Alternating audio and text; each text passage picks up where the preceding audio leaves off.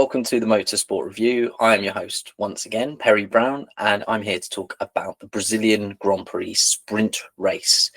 I think of all the races, or all the circuits at least, that have held a sprint race, Brazil, Interlagos is probably one of the best suited. So I was very excited about this.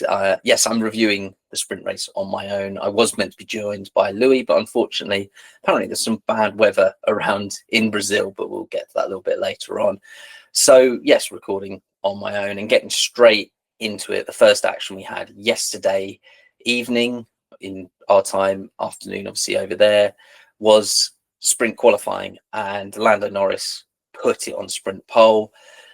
I thought it was a brilliant looking grid with the McLarens, the Mercedes up front, Alonso in fifth place, proving that perhaps the Mercedes power units have got some kind of advantage. I know we've talked a lot in Mexico about the altitude and what effect that might have on the aerodynamics and the engine, but Brazil is also quite a high altitude circuit, and normally here there's a lot of talk about the power units rather than the aerodynamics, and perhaps there's some truth to that. You know, everyone with a Mercedes engine was doing pretty well when it came to sprint qualifying.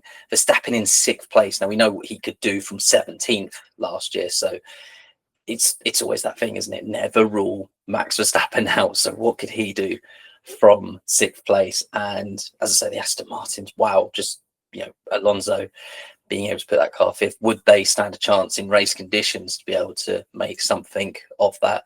I don't think there were too many surprises in SQ1. Yes, we lost Yuki Tsunoda, but he lost a lot of practice one, or the only practice session time, from spinning out very early on and forcing Red Bull into repairing the car.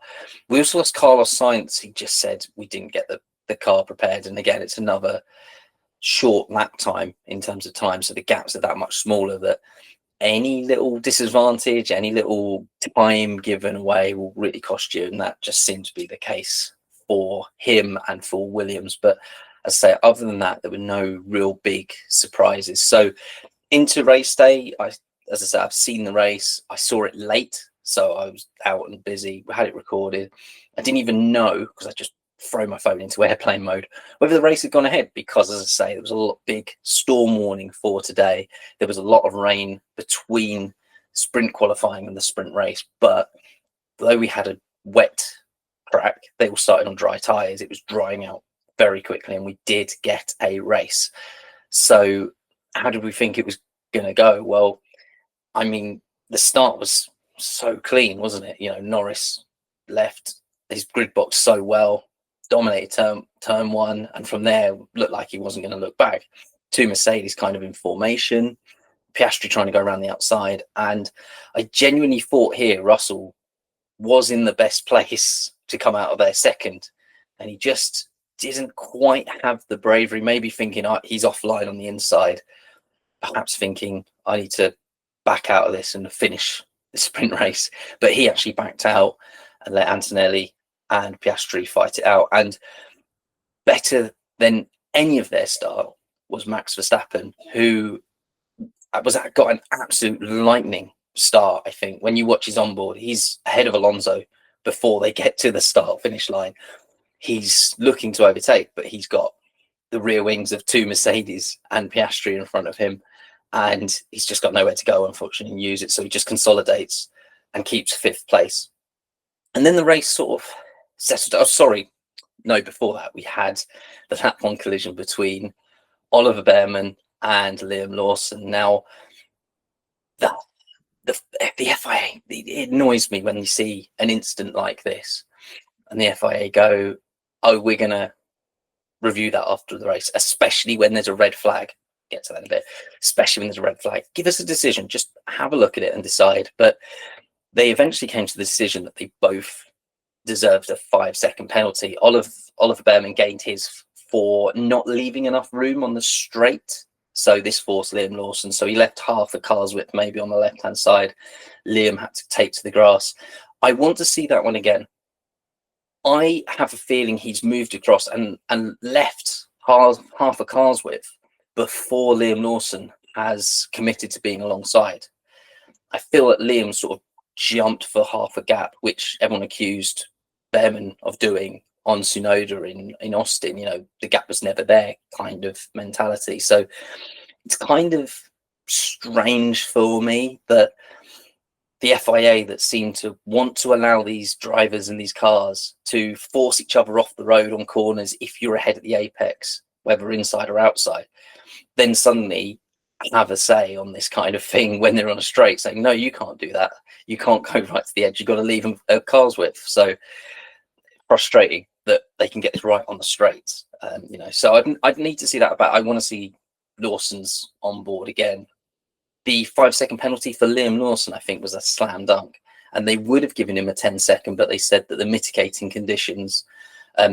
circumstance was the conditions, that it was slightly wetter out there, of course. But to me, he just got his breaking point wrong. He sort of clattered once into Behrman and then caught him again and spun him round. I think that was a no-brainer for me.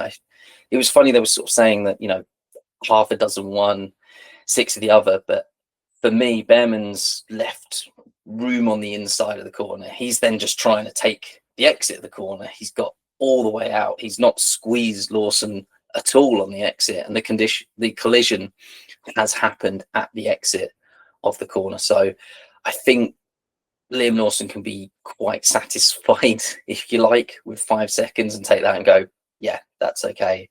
I think that's a fair penalty. But as I said, I'd like to see the Oliver Behrman defense on the straight as to whether I think he deserved 5 seconds there. Doesn't have too much effect on the final results. They were both outside the points anyway. They're just further outside, and I think Oliver Behrman doesn't even lose position with his, whilst Liam drops behind Nico Hulkenberg down to 16th. I think that was what I read the results were there.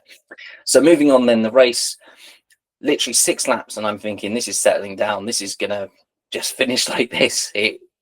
People were close, but not able to actually make more of their position or the DRS advantage. They were just following suit. And then suddenly on lap 7, it was a case of, well, not Simon says, but Oscar says. So Oscar said, crash at turn 3, and Nico Hulkenberg, and then Franco Colapinto said, okay, and went ahead, and they all had the same accident. It was obviously very strange at that point.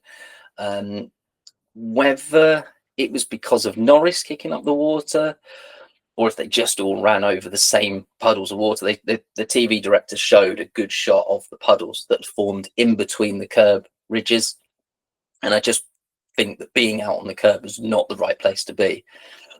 I think the cars can survive if there's a little bit of water, not standing water, but a little bit of dampness to the track, when the tires kick up a little bit of the water off the tarmac surface. I don't think that's as big a problem as running over a wet curb and it aquaplaning off them and the paint as well. So yeah, whether it was Norris, whether it was Piastri, or whether just all 3 of them did the same spin, it was very strange that it all happened at exactly the same moment. Now of course Piastri's going through at racing speed. Nico Hulkenberg is the second on the scene, and literally as he's turning through turn 2, the board on the left-hand side goes yellow. So I don't think we can say anything about him going too fast for a yellow flag, but I would love to know if the stewards even looked into this with Franco Colapinto. Now we know the double yellow means you're meant to back off, and very clearly didn't back off. He was going fast enough to spin and have a major off. And this is where, when we spoke about this at the Mexico Grand Prix, if there's a double yellow flag, it's not enough cover to send someone out on track. So they were very lucky that under double yellows, no one had been sent onto the track to help Oscar out of the car or to recover the car. Oscar himself, and indeed possibly even Nico Hulkenberg, might have been out of their cars. So once again, it's another case in point to say, look, yellow flags are not enough in terms of stopping cars from going off in that area. So whether the FIA will look at Franco and say, you crashed under double yellows, that's a pretty bad situation for them to have to watch on a motor racing circuit, which is obviously very dangerous. So we've lost Oscar Piastri from this race. And yeah, as we'll get into, Norris takes an 8-point lead from this one. Spoiler alert, he goes on to win. But a further 8-point dent. He loses more points. I think it's 5 points now back to Max Verstappen as well. So his lead's down to 30 points, maybe 31 over Max Verstappen. I haven't done the maths, as you can tell, before this. And crucially, 9 points now to Lando Norris. So again, not the best help. If we're talking about Piastri's end of the season, whether his confidence has been knocked, well, the last thing you want to do is go and have a spin in the sprint race and crash out again. So the good thing, and I think I touched on this after Austin, good thing about a sprint weekend and a sprint race is the first thing you want to do after a moment like this is get back in the car, get back behind the wheel as soon as possible. And that's exactly what he's got. I haven't seen qualifying yet, but straight back in the car that afternoon, reset. Now the big points are on offer in the actual Grand Prix. Go out there and be like, okay, look, even if I get third, fourth, fifth, wherever it is, I just need to prove that my confidence hasn't been knocked by this. So that's the only positive I can see for him crashing out in the sprint race. But questions to be asked again of Oscar Piastri and his confidence at the moment. So this brings out a red flag. Damage repaired for Nico Hülkenberg. I think Sauber, we'll call them, not Stake. Sauber did a very good job of getting that car back out into the race there after that moment, and a few others sort of licking a few wounds. But what it allowed is that those that started on soft tyres, I didn't mention this at the start, and I was meant to. Lando Norris was starting on mediums, and once he'd got that turn one run, that's where I said I think he's just going to run and hide now, because Antonelli, Russell behind, Max Verstappen all had soft tyres on, and I'm thinking they're going to struggle to get to the end of a 24-lap sprint on soft tyres.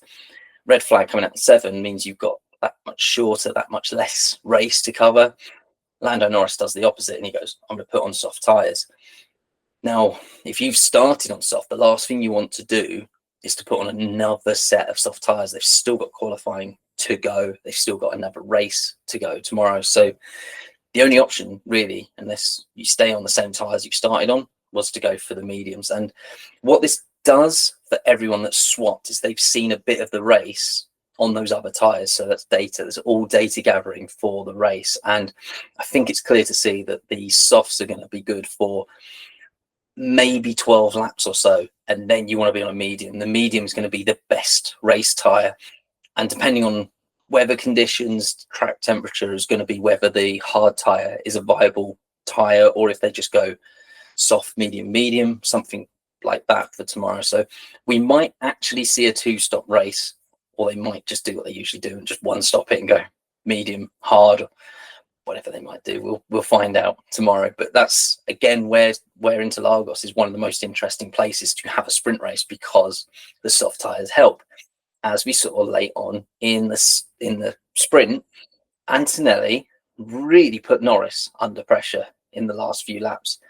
He was within DRS and he was closing. There was one lap he was 6/10 going into the start straight where he gets DRS very early. It's a long DRS section that there, and Martin made a very good point in commentary saying how towards the end of this regulation set, they've all made very good use of the cars and know now how to deploy batteries and how to defend against a car behind with DRS. So it's very interesting to hear him say that DRS is certainly not as strong as it used to be. And we've said for a little while on here that they ought to lengthen some of them in some places. Mexico, it worked well. They were alongside each other in braking zones, but here especially, it was very difficult for them to get past, even with DRS, as was seen by Leclerc trying to pass Alonso. Alonso again on those soft tyres, he made that switch from mediums to softs. He was struggling, but it took Leclerc a good 10 or so laps just to work the move past Alonso. We know how good Alonso is at defending, and finally Leclerc just shifted him out of position at turn 1. That carried on through 2, got a better run through 3, and I thought it was very good good driving. He was very decisive once he got the move done. But as I say, it just showed how difficult, even with DRS, overtaking is in 2025. So that was really the battle of the race, right up until, again, the very end. And unfortunately, home hero Gabriel Bortoleto. He had a if you haven't, of course you've seen it. I'm saying it like you haven't seen it. Had a very big crash, obviously, at turn one. First time I looked at it, I thought that's brake failure. However, the DRS is wide open. Now, even if your brakes fail, once you've pushed that brake pedal, you'd expect the DRS to close. So he hasn't hit the brakes before he's lost control. So simply, he's gone for too big a maneuver with that rear wing open. There's less traction over the rear wing and the rear tyres, sorry. So the front bites, the rears don't. And that is obviously why he spins around, hits the wall. It's just very unfortunate. We saw Jack Doohan do this much earlier in the season. Obviously, he only did the first 5 races, but yeah, we obviously saw Jack Doohan do this. It's kind of like the rookie move that at some point you will do a maneuver with the DRS open. And it's also worth saying that different teams and different drivers deploy different ways of activating and deactivating DRS. Yes, we know that all the systems slam close with the brake pedal. That's a safety system. But some of the drivers have to hold the DRS open. So the whole time they want it, they're holding the button on the steering wheel. Other drivers will press it. When it's activated, they'll then take their finger off the button and carry on. So and then they might have another press to turn it off, say without applying the brake pedal. So I don't know what system he deploys, or Jack Doohan, for that matter, deployed when he was racing. But if you held it open, if you a driver that held it open, and you know that you're going to put that kind of movement into the steering wheel, you let go and then do it. If you've pressed it about 10 seconds ago and then you go for a maneuver, it's easy to forget. By the way, your DRS is wide open and you just get sort of suckered into this move. Crucially, of course, Gabriel Bortoleto straight on the radio, I'm okay, because that looked like a really bad accident. We see him hit the wall on the left, we see him hit the wall on the right. They're always the most sickening crashes for me, because these cars are very good at taking crashes with all the crash systems and different safety barriers and bits of like structure on the car to absorb these impacts. Well, if the car's already had one, they're not tested to take a second sometimes, but luckily most of the front was taken front left, and then when he crashed into the wall on the right, it was the right hand side. But still very scary, the fact that he comes off the track and the apron runs downhill, so the car's actually airborne, hits the wall halfway up. So again, very lucky that he hits the wall, it absorbs the impact, because if he's any higher, then it's the potential to roll the car up into the barrier instead of down and absorbing all of that impact, because we know the tire barrier is very good at absorbing it, flipping it up into the metal mesh guarding. For Gabriel Bortoleto, because he's going to go in that sort of head first, even with the halo, that's not a nice position to be in. But also for the fans behind that, you've got a mesh there, but carbon fiber will rip and tear, and sort of little splinters of debris go through the fence. So again, very glad that we saw Gabriel okay in the car. I say fairly intact, but as in not in more pieces. I think he managed to take 3 wheels off it. So yeah, a fair repair for Sauber to have to do before qualifying. That is, I say coming up. I haven't watched it yet, but I don't know whether they managed to get that Sauber repaired or if they put him in the spare tub. I think I saw, in terms of the other drivers that crashed on lap 7, Colapinto will be in the spare chassis for the rest of the weekend. They've had to replace his power unit and his gearbox, I think was what I saw. So a lot of work for a lot of the engineers out there that in Brazil. And that's always the danger of a sprint race, isn't it? That you do have a collision like this and you've got to do some work, or a lot of work in a short amount of time, and budgets as well. We had the cost cap announced in Mexico. Crashes like this are very expensive and teams don't want to see them too often. So it's just another chink in the armor, isn't it, for people that want to see more of these sprint races, that damage costs that come with them needs to be accounted for. I think that's it for the sprint race. As I say, I'm going to go away now and go and watch the qualifying. I will be back, I say Monday night, recording Monday, but you won't hear this till Tuesday, recording the Grand Prix review. Eddie's joining me for that. And the week after, just to say what my plans are, we were going to record earlier this week a NASCAR review. We didn't give it the justice earlier in the season. I was all set to watch the highlights. I said, do you know what? Let's give this a proper week. The highlights are available.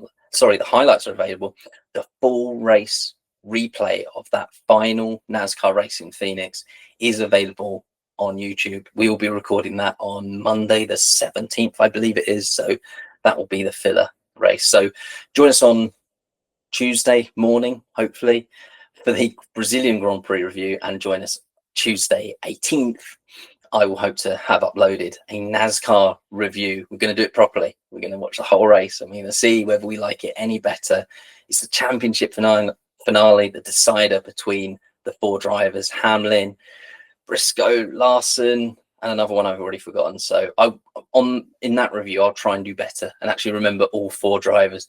But until then, hope you've enjoyed listening to this. Obviously, once again, if you do enjoy what I'm doing with the Motorsport review, then please give me a follow, give us a subscribe, all of those delicious, lovely things on social media. Tell a friend, tell a family member that you enjoy this, if they're into motorsport, if they're into Formula One, that we're doing this, and I think we're doing okay. We're doing a good job. I've nearly been doing this for an entire year now. So I'm going to one day, hopefully, know what I'm doing properly, like ending a review without saying something wrong. So on that note, see you spoon.